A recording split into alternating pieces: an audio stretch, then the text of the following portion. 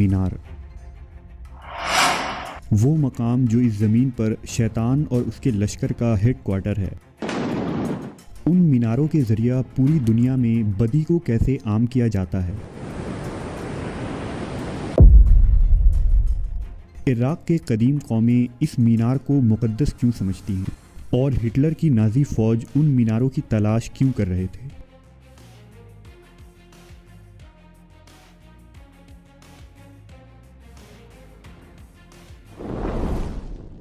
دنیا کے مختلف ابراہیمی اور غیر ابراہیمی مذاہب میں شیطان کا تفصیلی ذکر اور حالات مختلف ناموں کے ساتھ ملتا ہے کہ شیطان کس طرح بنی نوع انسان کو بہکاتا ہے اور اس کے کارندے اور چیلے کس طرح کام کیا کرتے ہیں۔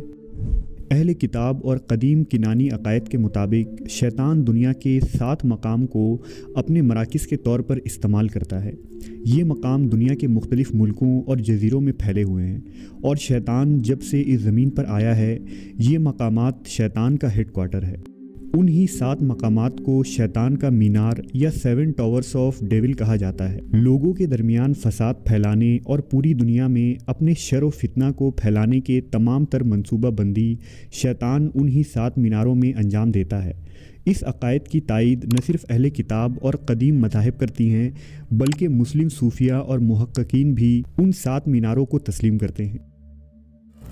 دراصل شیطان کے ان 7 میناروں کا تعلق آسمان سے دھتکارے گئے فرشتے یعنی دی فالن اینجلز سے ہے۔